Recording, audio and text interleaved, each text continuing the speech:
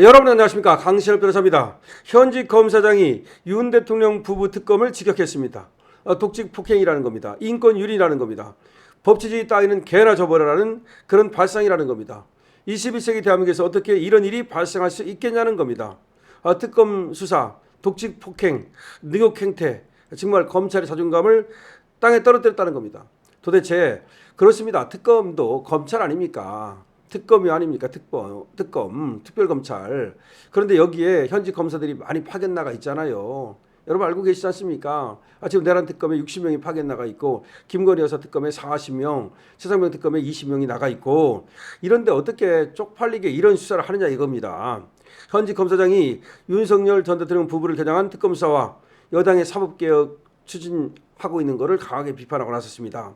이영림 법무연수원 연구원장인데요. 얼마 전까지도 법무연수원 연구위원인데요. 얼마 전까지도 춘천지검장을 지냈습니다. 검사장급입니다. 지금 법무연수원으로 사실상 좌천돼 가 있는 겁니다. 이분이 검찰 내부망 2%에다가 지옥에서 온 편지, 법치주의와 인권이라는 제목의 글을 올려가지고 최근 사법제도 개편과 특검 수사 행태를 정면으로 비판한 겁니다. 이영림 연구위원은, 이영림 검사장은 이렇게 말합니다. 여당이 검찰청 폐지를 담은 정부 조직 개편안을 통과시키고 행정안전부 산하에 중수청 신설을 추진하는 데 대해서 수사기관을 견제할 수 있는 유일한 기관은 이제 법원밖에 없다라고 지적을 했습니다. 또 민주당이 추진하고 있는 내란특별재판부를 두고는 사법부 길들이기다 이거. 한 여당 정치인은 내란특별재판부에 특정 판사를 갖다가 얼마든지 다른 재판부로 보낼 수 있고 또 징계도 할 수 있다라고 당당하게 얘기했다면서, 다시 말하면 입법부가, 정치권이 이제는 내란특별재판부의 판사의 어떤 징계라든지 사실은 또 전보라든지 이런 거에도 관여하겠다는 거 아닙니까? 내란특별재판부는 결국 법으로 만드는 거 아닙니까? 그러니까 입법부가 결국 법을 만들어가지고 내란특별재판부 판사라든지 이런 사람들까지도 지들이 좌지우지하겠다는 거 아닙니까? 이게 무슨 법치주의냐는 겁니다. 법치주의 개나 줘버리라는 겁니다. 어떻게 21세기에 대한민국에서 백주대낮에 이런 발상이 가능하냐는 겁니다. 윤 전 대통령 부부를 겨냥한 특검사에 대해서도 이영림 검사장은 그동안 검찰은 경찰과 비교했을 때 국민의 인권을 보호하는 객관 의무를 가진 그런 인권보호기관으로서 기능해 왔다는 겁니다. 그러나 현재 전 대통령 부부를 겨냥해 만든 특검 수사는 그동안 검찰이 부여잡은 존재의로서 마지막 자존감까지 내려놓은 거라는 겁니다. 원래가 검찰이 존재하는 이유는 그렇게 객관적으로 인권보호기관으로서의 기능을 하는 건데, 지금 특검 뭐냐는 거야. 인권을 보호하기는커녕 아무리 수사를 한다 하더라도 인권을 보호하면서 수사를 하라는 거 아닙니까? 그래서 경찰에서 우리가 왜 수사받을 때 만약에 경찰에서 인권을 갖다가 제대로 보호하지 않으면 검찰에 얘기할 수 있게 돼 있잖아요. 그래서 경찰이 수사 시작할 때 그런 말 하잖아. 여기서 만약에 인권을 갖다가 보호하지 않는 그런 것이 있으면 얼마든지 검찰에 그걸 얘기할 수 있다. 그걸 얘기를 해요. 진실거부권이 있고 그런 얘기 하면서, 만약에 여기서 경찰에서 수사하면서 어떤 부당한 수사가 있으면 그것을 검찰에다가 또 이의 신청할 수 있다. 그런 얘기를 하잖아요. 그러니까 검사가 원래가 수사도 하지만 인권보호기관으로서 역할을 하는 거예요. 지금도 그건 똑같아요. 수사권은 조정이 됐지만 지금도 인권보호기관으로서 역할은 검사가 하고 있는 거예요. 그러니까 경찰이 만약에 인권 보호를 안 하면서 만약에 인권을 유린하는, 인권을 능욕하는 그런 수사를 하면 그걸 검사한테 일을 수 있게 돼 있잖아요. 쉽게 말하면. 근데 지금은 검사가 지가 수사를 하면서 인권을 능욕하고 인권을 유린하니까 누구한테 일러 그러면? 다시 말하면 검찰이, 특검이 인권을 보호해 가면서 수사를 해야 된다고. 근데 그냥 인권을 유린하잖아요. 모욕하고 능욕하잖아요. 그럼 어디 가서 그걸 하소연하느냐고. 원래가 검찰이 그런 역할을 해야 되는데, 특검도 마찬가지야. 그런 역할을 해야 되는데 지가 그런 역할을 안 하고 지가 그 나쁜 짓을 하고 있으니, 그러면 윤석열 대통령의 인권과 김건희 여사 인권은 어디 가서 그럼 그걸 하소연할 수 있습니까? 바로 그 얘기야. 도대체가 여과 없이 언론에 마구마구 던지고 헌법상 진실 거부권을 행사할 것이 뻔한 사건에서 굳이 피의자를 언론에 노출시켜서 망신을 주고 구인장을 발받아서 집행하겠다고 하고, 도대체 왜 그러는 거냐. 강제 구인 과정에 대해서도 출석을 거부하는 전 대통령을 상대로 강제력을 동원해서 여러 명이 달려들어서 의자에 앉아있는 상태로 들어올려서 구인을 시도하는 거. 팔이 빠질 것 같다, 제발 나를 놔달라는 말이 나올 정도로 물리력을 행사하는 거. 이건 다 독직 폭행의 소지가 있다는 겁니다. 독직 폭행하면요, 7년 이하의 감옥 가는 거야. 이거 독직 폭행으로 나중에 다 이제 이거 니들 말이야 권력 바뀌면 전부 다 수사받게 됩니다.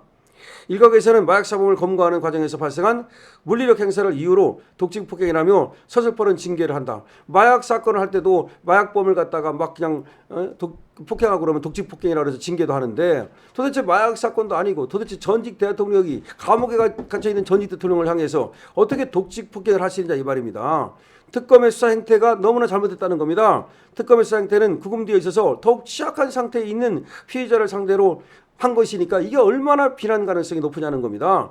하다못해 마약범을 잡다가도 막 팔 비틀고 막 그래서 독직 폭행하면 안 되는 건데 더군다나 구치소에 수감되어 있는 취약한 상태의 전직 대통령을 상대로 독직 폭행을 하는 것이 어떻게 그게 가능하냐는 얘기입니다.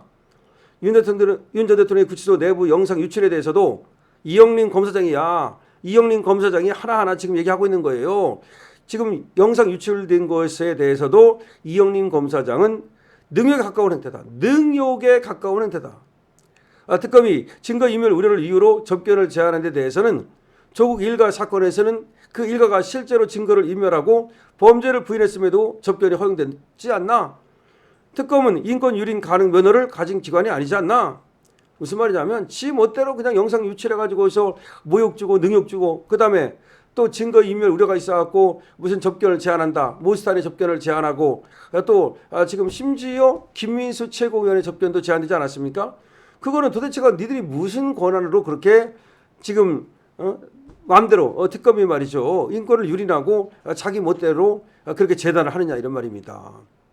세계 특검을 굴리며 일선 검사와 수사관을 차출해 가고 특수사에서 나름 역량을 인정받는다는 인력을 차출해 갔음에도 내 기억에 남는 건 특검에 대한 기억은 의자 들기, 팔 잡아당기기, 속옷 어필과 또 인권 침해에 관한 기억뿐이다. 특검이 진짜 최악의 특검이 될 거다.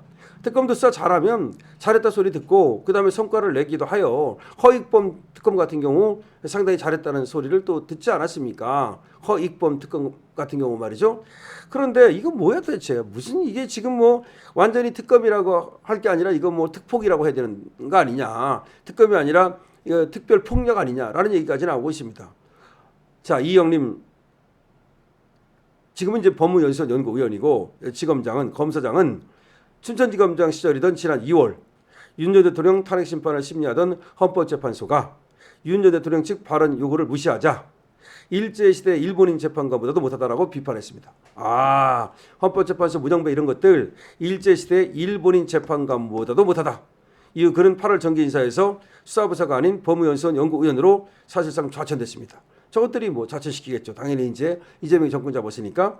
그런데 바른말 하는 아주 여성 검사장입니다. 요새는 여성만도 못해 남성이. 이영림 전 춘천지검장, 이영림 검사장이 그야말로 독직 폭행, 인권 유린하는 그런 특검을 직격한 겁니다. 3대 특검, 3개의 특검이 따르잖아. 이 3개의 특검을 그냥 직격한 겁니다.